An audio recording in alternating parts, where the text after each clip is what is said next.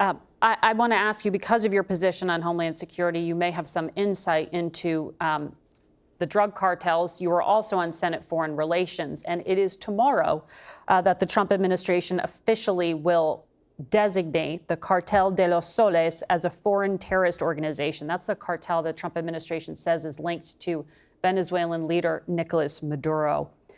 Secretary Hegseth says it gives the administration new tools. Nothing's on or off the table, he says, militarily. Legally, what changes tomorrow? What becomes possible? I think by doing this, they're pretending as if we are at war. They're pretending as if they've gotten some imprimatur to do what they want.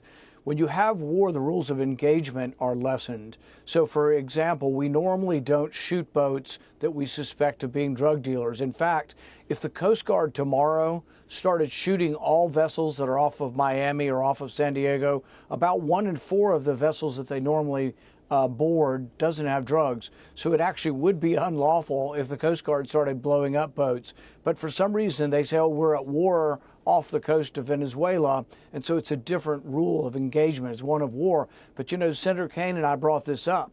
And we said, if it's war, let's declare it as war. Let's have this discussion. Is it war or not? And the administration refused that. They want to have it both ways. They want to say, oh, we can just say these people are terrorists or narco-terrorists, so we can blow them up.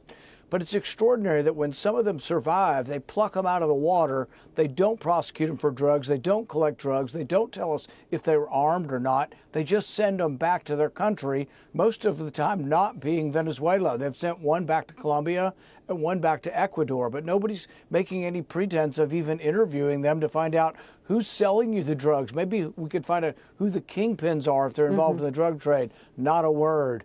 And I've been given zero, not one briefing, because I'm skeptical of what they're doing. They don't brief me or the General Senate at all. A few hand-selected people may have gotten a briefing, but I have not been invited to any briefings on Venezuela.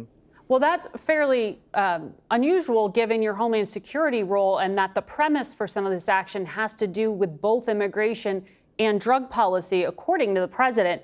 I know the DEA administrator recently spoke to our Nicole Skanga and told her that they have seen between a 30 to 45% increase in cocaine prices per kilogram due to these DOD boat strikes and a shift towards land routes for delivery of those drugs.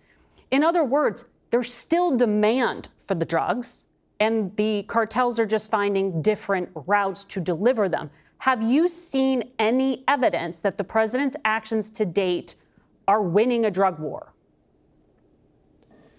You know, I think we should be trying to work on the demand side, treating it as a health problem, as an addiction problem in our country, and trying to lessen the demand. And that is part of the overall solution. The war on drugs, though, to capture all the people selling drugs, the price goes up and more people are attracted to it. You know, a couple of the people that have been identified as being on these boats are simply down on their luck people with no prospects who are offered $500 to get on a boat and race across the ocean. And so there always will be those people. There's probably a limitless number of those people in South America. There's been some benefit when we've cooperated with countries and with governments, but that's not what this is. And I fear that this is not going to do anything for the drug trade, but it is really going against the rule of law in the way in which we interact with people on the high seas, and it has no precedent. I've seen you quoted as saying there are people in the administration who have wanted to go to war in Venezuela for some time. Who are you talking about? I think it's clear that Senator Rubio, as a senator, was very much an advocate of regime change.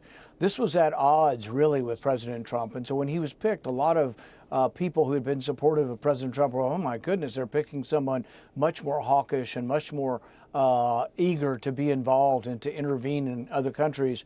And so people worried. And then the first year or so, people are like, oh, well, Rubio's done a good job on foreign aid, and they've cut back on all of the abuse of these NGOs around the world. And I think the people supporting the president have been very supportive of the Secretary of State.